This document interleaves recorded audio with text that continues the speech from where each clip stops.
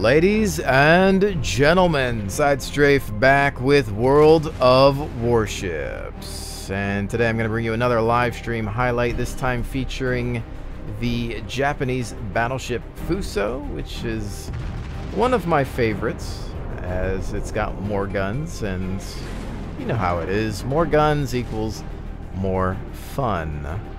But in this highlight, I was also joined by iChase, or Chase from iChase Gaming, and his friend Lennon. We actually had a dual stream going on and had a lot of fun. It was nice to be able to coordinate firepower with both of them.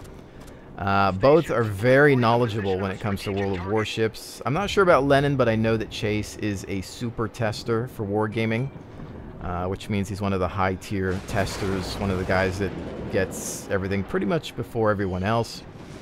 He does run a YouTube channel. If you haven't heard of him, I do suggest checking him out. I'll have it linked in the description below. Not only knowledgeable when it comes to naval history, but the inner workings of this game, the physics, the ballistics, penetration properties of the rounds, everything you could possibly ever want to know about World of Warships and how it operates. You want to check out Chase. I would probably bet that most YouTubers who have tried to provide you with some sort of guide have most likely gotten a lot of their information from Chase, and I feel that in some cases perhaps haven't given him enough credit. So check him out. He covers pretty much 100% World of Warships. And so if you're looking for a constant fix of this game, then he's not a bad channel to keep an eye on. He's also got a Twitch, and I'll have that link down below as well. But with that said, I'm sure that we'll play more together on twitch.tv, just because I enjoy playing this game with like-minded individuals. Both of them really nice guys, and it was a pleasure to stream with them. Okay, so getting back to the game at hand, I was just trying to stick with Chase here and focus fire targets. We're calling them out. We've got our keys bound to mark targets for the team to shoot at. Focus firing in this game, as I've said in the past, absolutely critical. The more guns you have on a target, the faster it sinks, and that's always a good thing. On top of that, in case you happen to be missing, maybe somebody else who's a better shot than you, or just perhaps has a better shot than you, can actually hit the target. So not a bad idea to focus fire. Prioritize heavy threats like battleships or carriers. Take them out together. Don't be selfish. Bind that key. Focus fire those targets. You know, don't sit there and think, well, I'm going to take this out by myself. I want all the points for myself. Don't do that. It's more so about getting the team victory. I do notice that some people fail to mark targets, or they just kind of think that they can kill something by themselves, and before you know it, they're the ones that have sunk, and well, that could lead towards a team loss, and we don't want that, do we? Now, as I had mentioned, Chase is in the Warspite, which is a new British battleship, premium, and I've been considering picking it up for myself, but I just don't know. The gun rotation speed is absolutely terrible, but the maneuverability is fantastic. So does that make up for it? It seems to be just a very situational battleship. It seems to just be getting mixed reviews. According to Jingles, he's under the impression that it's just more so a ship that requires experience in the game. Some people seem to disagree and just think that it's just like any other ship. You're just learning the strengths and weaknesses, but you know, it's tough to tell. You can only go so far with an opinion or a video of the ship. You kind of want to be able to test drive it. The one thing I do miss from playing games like War Thunder is that they allow you to test drive their premium vehicles in a private lobby, an open map. And it's nice to be able to check out the handling of a plane or a tank, check out the firepower, rate of fire, accuracy, before you actually make a purchase. So that's one thing that I would like to see in wargaming products, is the ability to just test drive. Maybe it would be cool if you could fight against the game's AI in either a private bot match, or maybe even join the current co-op battles, but not be rewarded points if you're just test driving. Maybe something like that, so you can see if you actually like the ship. I think that that is something that could be done. I don't see why not.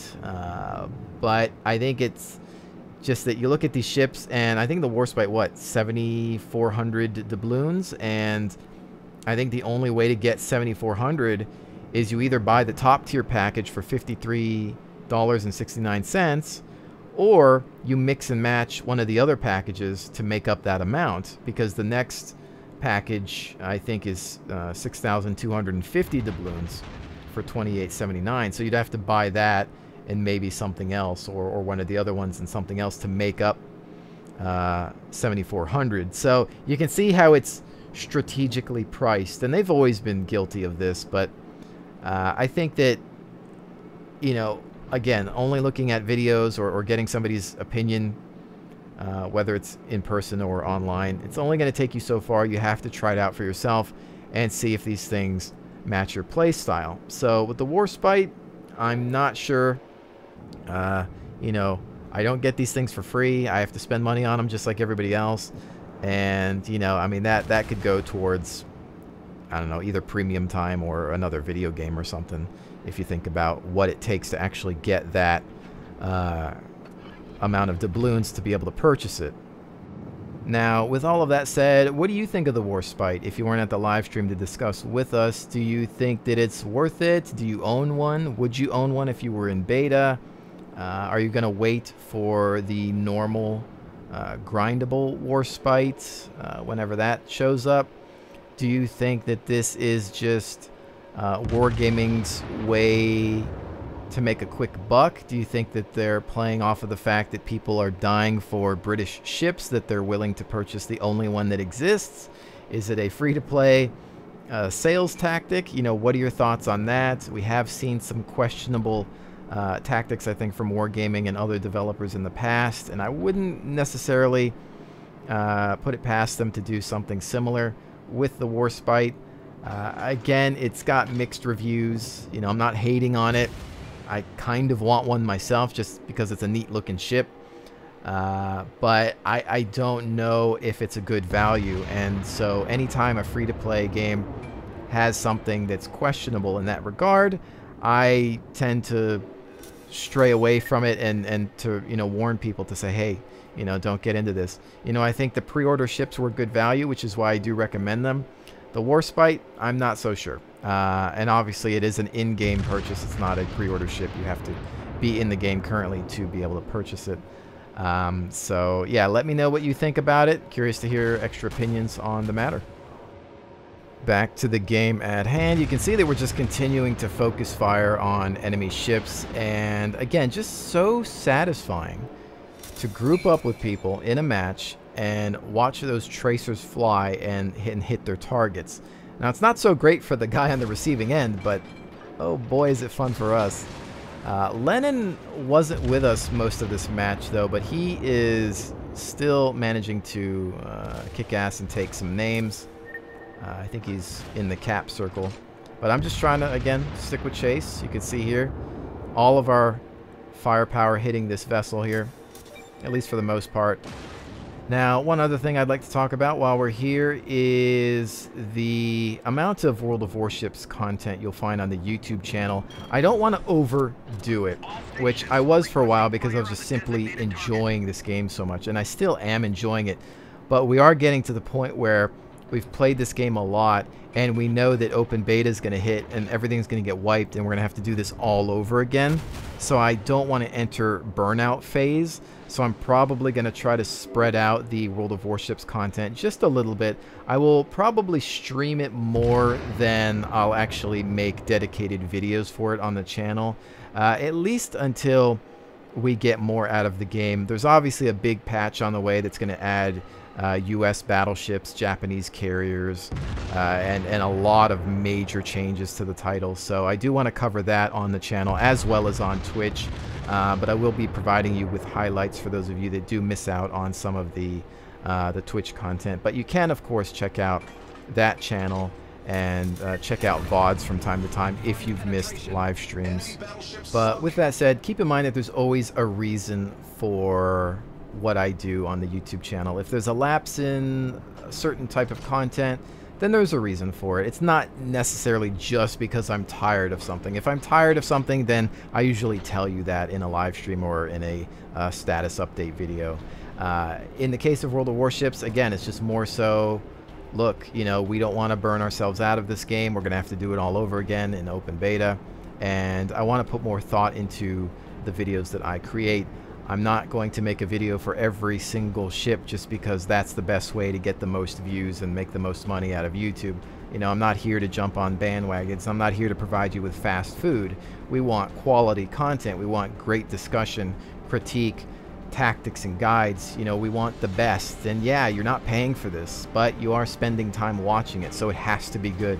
And I think that YouTube has gotten a lot worse. I think that Twitch is getting worse, and I'm not about that. I think when it comes to gaming and content delivery, doing this, even though, you know, we're not technically labeled as professionals, this is not something on NBC, you know, it still, in my opinion, has to be good. That's how it was raised. That's what entertainment with standards means. So just always keep that in mind when browsing my channel.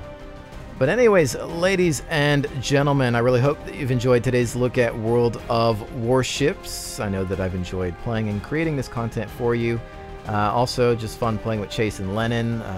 Good group of guys to play with, and you should probably see some more content from us in the future, whether it's on Twitch or some sort of YouTube video collaboration.